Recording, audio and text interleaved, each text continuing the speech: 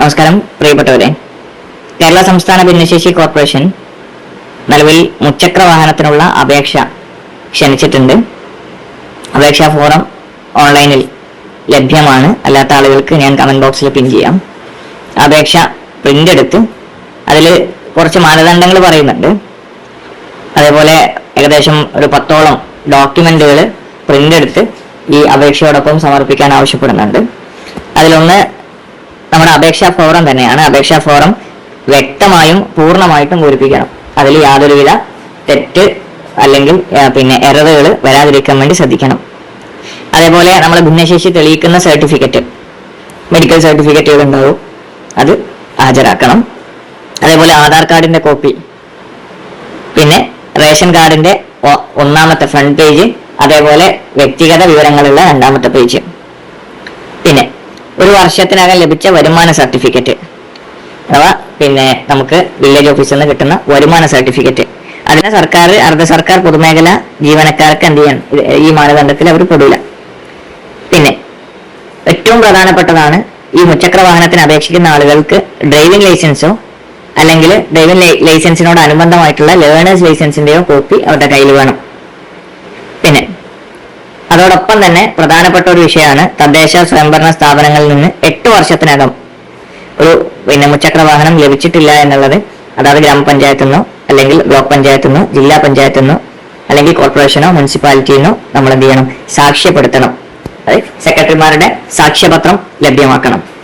കാരണം പഞ്ചായത്തുകളിലൊക്കെ വാർഷിക പദ്ധതികൾ വെക്കാറുണ്ട്. ആ പദ്ധതി പ്രകാരം ആളുകൾക്ക് മുച്ചക്ര വാഹനങ്ങൾ ലഭിക്കാറുണ്ട്. അപ്പോൾ അങ്ങനെ 8 വർഷത്തിനിടയിൽ അത് ലഭിച്ചിട്ടില്ല എന്നുള്ളത് സാക്ഷ്യപ്പെടുത്തണം.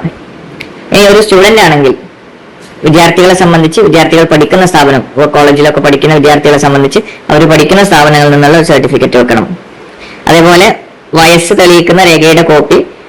വയസ്സ് തെളിയിക്കുന്ന രേഖ എന്ന് പറഞ്ഞാൽ നമ്മൾ SLC ബുക്ക് മതി. SLC ബുക്ക് ഇല്ലാത്ത ആളുകളെ സംബന്ധിച്ച് അവർക്ക് സ്കൂൾ സർട്ടിഫിക്കറ്റ് മതി, അല്ലെങ്കിൽ മറ്റെന്തെങ്കിലും ഒരു ഡോക്യുമെന്റ് അതിന്റെ കൂടെ സപ്പോർട്ടീവായിട്ട് വെക്കണം. പിന്നെ അപേക്ഷന് 18 വയസ്സായിരിക്കണം എന്നാണ് ലൈസൻസ് പറഞ്ഞപ്പോൾ മനസ്സിലായിട്ടുണ്ടാവും. പിന്നെ കേരളം വ്യക്തമാക്കുന്ന ഫുൾ സൈസ് ഫോട്ടോയും 2 പാസ്പോർട്ട് സൈസ് ഫോട്ടോയും. നമ്മുടെ ഒരു ഫുൾ സൈസ് ഫോട്ടോ, അതോടൊപ്പം 2 പാസ്പോർട്ട് സൈസ് ഫോട്ടോ. 3 ഡോക്യുമെന്റ്സ് നമ്മൾ എന്ത് ചെയ്യണം, ഈ അപേക്ഷ സമർപ്പിക്കുമ്പോൾ അതിന്റെ കൂടെ വെക്കണം. പ്രത്യേകം ശ്രദ്ധിക്കുക, ഇത്രയും കാര്യങ്ങളുടെ 2 കോപ്പി ഇവിടെ പറഞ്ഞ ഓർഡറിൽ എന്ത് ചെയ്യുക, കൃത്യമായി അപേക്ഷാ ഫോറത്തോടൊപ്പം വെക്കുക. അതോടൊപ്പം അപേക്ഷാ ഫോറത്തിൽ അപേക്ഷന്റെ പേര് ഒക്കെ അറിയുന്നതാണല്ലോ.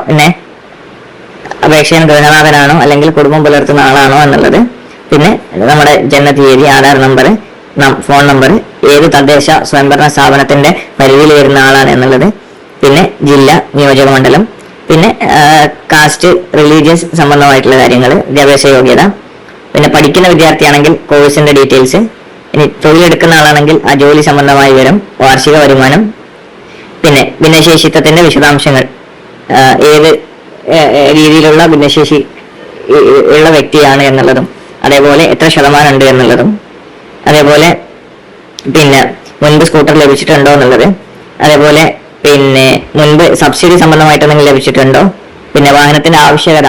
സ്വാഭാവികമായിട്ടും നിങ്ങൾക്ക് യാത്ര ചെയ്യാൻ വേണ്ടിയിട്ടായിരിക്കും, അപ്പോൾ ആവശ്യകത എഴുതി കൊടുക്കുക. അതേപോലെ നമ്മൾ ഒരു സത്യവാങ്മൂലം, മേൽ പ്രസ്താവിച്ച വിവരങ്ങളൊക്കെ എന്താണ് ശരിയാണ് എന്നും എന്നുള്ള രീതിയിൽ ഒരു സത്യവാങ്മൂലം എഴുതി കൊടുക്കുക. അതേപോലെ നമ്മൾ വിദഗ്ധ ഡോക്ടറുടെ ഒരു സർട്ടിഫിക്കറ്റ്, പിന്നെ ഒരു മെഡിക്കൽ സർട്ടിഫിക്കറ്റ് വേണം. മെഡിക്കൽ സർട്ടിഫിക്കറ്റ് നമ്മൾ സാധാരണ കാണിക്കുന്ന ഡോക്ടർമാരോ അല്ലെങ്കിൽ സർക്കാർ സേവനത്തിലിരിക്കുന്ന ഡോക്ടർമാരുടെ ആയിരിക്കണം നമ്മുടെ മെഡിക്കൽ സർട്ടിഫിക്കറ്റ്. അപ്പോൾ ഇത്രയൊക്കെ മാനുവലായിട്ട് തന്നെ കോഴിക്കോടുള്ള സിവിൽ സ്റ്റേഷനിലെ നമ്മുടെ സംസ്ഥാന ഭിന്നശേഷി കോർപ്പറേഷന്റെ ഓഫീസുണ്ട് കോഴിക്കോട്. അവിടെ നിങ്ങൾക്ക് നേരിട്ട് കൊടുക്കാവുന്നതാണ്. അവര് അവരുടെ സെലക്ഷൻ കമ്മിറ്റിയിൽ തെരഞ്ഞെടുത്ത്, അല്ലെങ്കിൽ ആ ഒരു സെലക്ഷൻ കമ്മിറ്റിയിൽ ഈ വിഷയങ്ങൾ പരിശോധിച്ച് ഇതിന്റെ അവലോകനം നടത്തിയിട്ടാണ് നിങ്ങൾക്ക് മുച്ചക്ര വാഹനം ലഭ്യമാക്കുക. അപേക്ഷാ ഫോറമൊക്കെ സൗജന്യമാണ്. ഇത്രയും ഡോക്യുമെന്റ്സ് നമുക്ക് പ്രൊഡ്യൂസ് ചെയ്യാൻ കഴിയുമെങ്കിൽ തീർച്ചയായിട്ടും എല്ലാവരും അപേക്ഷ കൊടുക്കുക. മറ്റു അർഹരായ ആളുകളിലേക്ക് ഇത് എത്തിച്ചു കൊടുക്കുകയും ചെയ്യാം. ഓക്കെ, അപേക്ഷാ ഫോറം സംസ്ഥാന ഭിന്നശേഷി കോർപ്പറേഷന്റെ വെബ്സൈറ്റിലും ലഭ്യമാണ്.